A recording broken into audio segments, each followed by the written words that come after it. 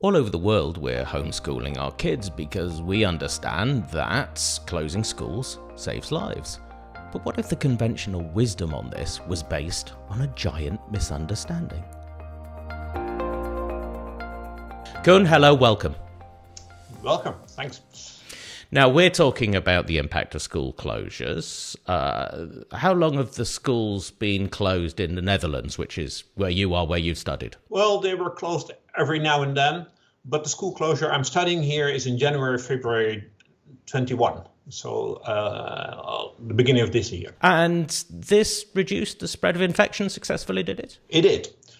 So the number of infections among youngsters was separately measured and was clearly reduced. Well, in that case, short interview, successful policy. That's exactly what people wanted, isn't it? Yeah, the strange thing is that though the number of infections went down, I don't think this is a successful policy. And the reason for that, you have to go into the mechanics of the CEPR model. The CEPR model is Susceptible-Infected-Recovered. Now, in that model, the growth of the number of infections depends on the number of people that are still susceptible and the number of contacts they have. And what a lockdown does is reduce the number of contacts. But you have to maintain the lockdown forever. You have to keep schools closed forever to maintain that effect. And that's very costly. The alternative strategy is to reduce the number of people that are susceptible. And how do you do that? There's only one way, that people first get infected, or as long as there's no vaccine. First get infected, and then after infection they are immune. But you don't want elderly to be infected because they can die. And you don't want middle-aged to get infected because they end up in intensive care and they are a drag on scarce capacity. So the best way to get a large group of people who are no longer susceptible is by getting infection among youngsters. So in that sense, the policy was counterproductive. It maintained a large group of susceptible youngsters, which therefore increased future infections. Yes, to model this, you took the model, you used 3 separate age groups, didn't you, which we could roughly call the young, the middle-aged, and the old. Is it these interactions that you're trying to predict here? Yeah, it's exactly what you need to get this effect is really those 3 separate age groups. And the typical thing of the corona pandemic is that almost 95% of the casualties is among the elderly. And there is some 5% is among the middle group, and there is almost nobody in the young group. So therefore, it helps very much to get the young infected. There is some spillover to infections of elderly, but the main advantage of having young infected that they become immune afterwards, and that's what helps. So you were looking at the excess deaths if we don't close down the schools, yes, compared to if we close down the schools and then open them up again afterwards. What's the trade-off here? Now, so the trade-off is a trade-off in time. By reducing the number of infections now, also among youngsters, those youngsters, they can infect elderly, so that's a risk for the elderly today. However, if you get the youngsters infected, afterwards they become immune, and then they can't cause infections later on. So in the short run, you have a risk. In the long run, they contribute to stopping the spread of the disease. So it is a trade-off between having more casualties, more infections among elderly, and hence more casualties today, against having more casualties in, let's say, 3 months' time, and then having more casualties at that time. So it is, how do you divide the burden of casualties over time? School closure helps in the short run, but it's costly in, let's say, 4 months' time. So therefore, Coen, I would say that the policy solution to that is to just keep the schools closed for longer. Yeah, but even that doesn't work. So it depends a bit where you do it. So we can keep schools closed for a very long time, let's say for a year. So what the simulation that I did afterwards shows that if we would have closed the schools in September, at the beginning of the second wave, and then we reopened them, let's say, beginning of November, after 2 months, then we would be worse off now. Then your solution comes in, well, keep them closed forever, or at least for a year, till the vaccine is there. But even then, water flows where it will flow. Sooner or later, that large pool of susceptible youngsters will cause new infections, in particular because youngsters have many more contacts than elderly. So therefore, even then, you can't keep the lid on the pan. So sooner or later, they come out. So it doesn't really work.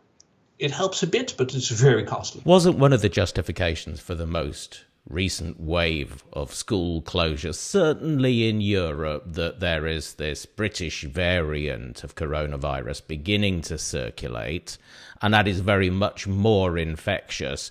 So therefore, we're not really talking about deaths primarily, but the overwhelming of hospitals.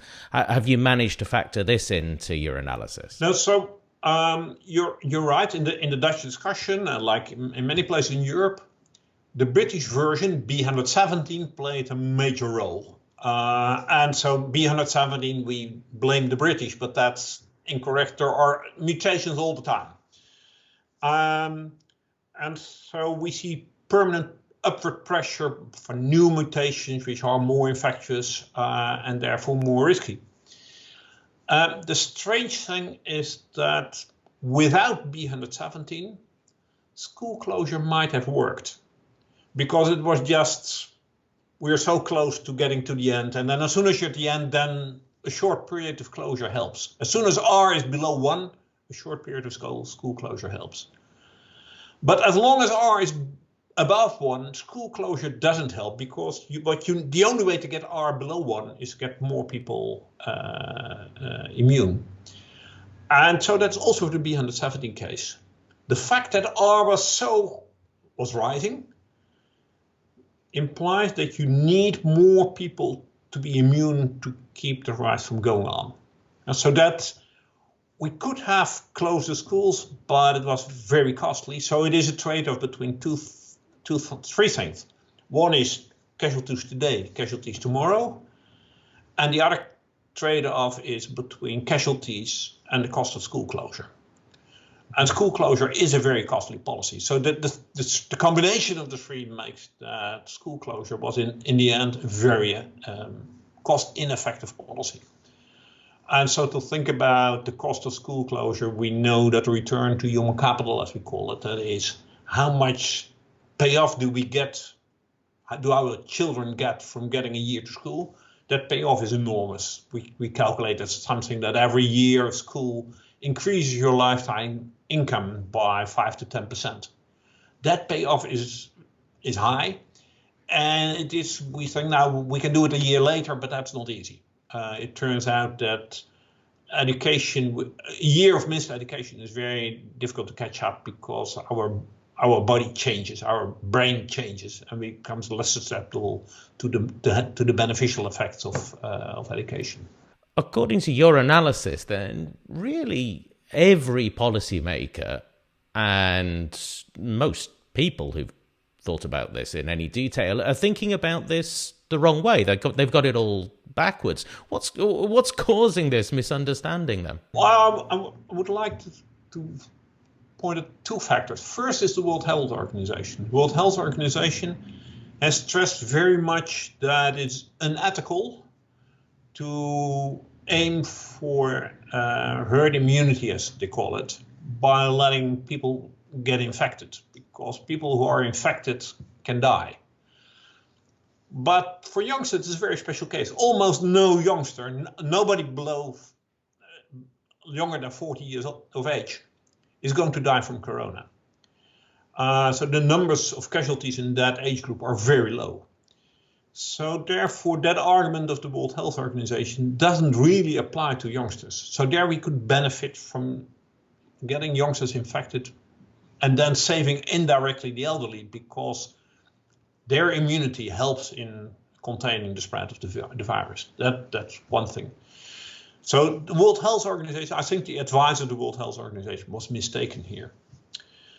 The second thing is the way that the doctors work. If somebody knocks on your door and say, I'm ill, then what doctors naturally do, that's the oath of Hippocrates, help them. That's what they're trained for, and that's good. But in this case, you might think about, well, I can stop infections now, but I get more infections tomorrow. And so I think the ethics of the medical profession are a bit orthogonal to what would be a wise policy. A wise policy should also consider what will be the effect of a close down in 3 months' time, and that it didn't happen. Isn't the real policy trade-off here, Coen, the fact that it would be wise to keep schools closed until we could vaccinate a significant part of the vulnerable population? And I had a look, and the Netherlands is stuck at about sort of 10%. It's still concentrating its vaccinations in over 75s, and the vaccination's been going for 2.5 months. Isn't that the real policy failure here? Yeah, so that's true. So the Netherlands is lagging behind the UK. The UK is Israel and the UK are world leaders in vaccination, partly by B117. So it would be helpful if the Netherlands would have been able to speed up vaccination more than it actually did. The question then is whether, if we wait for another 3 months, everybody's vaccinated.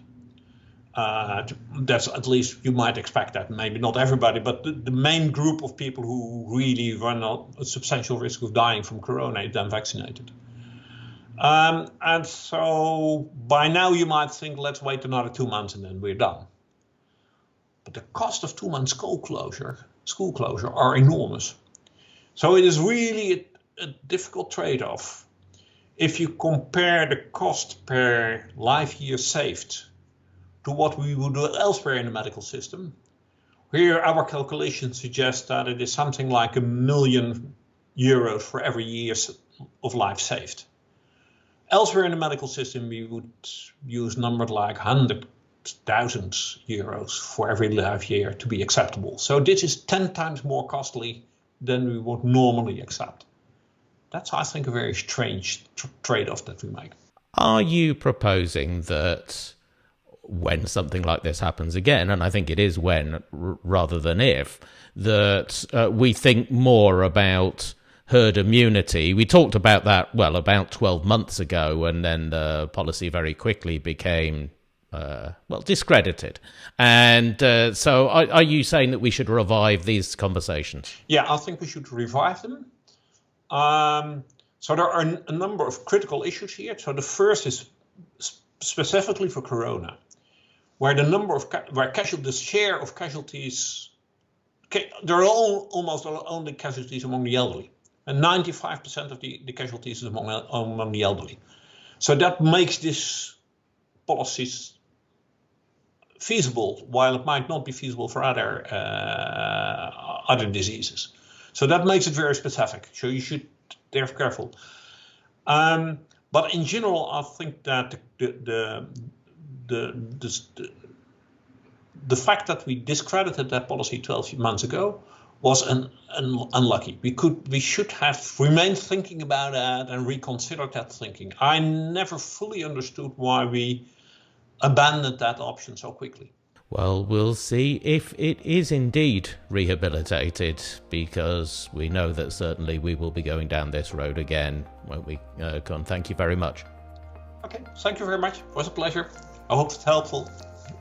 This controversial point of view is in the paper School Closure is Counterproductive and Self-Defeating, and the author is Coen Teulings, and it's in COVID Economics 69. Well, thanks for watching. You'll find plenty more new research on the impact of COVID-19 in COVID economics. It's free, it's open access, published at CEPR.org.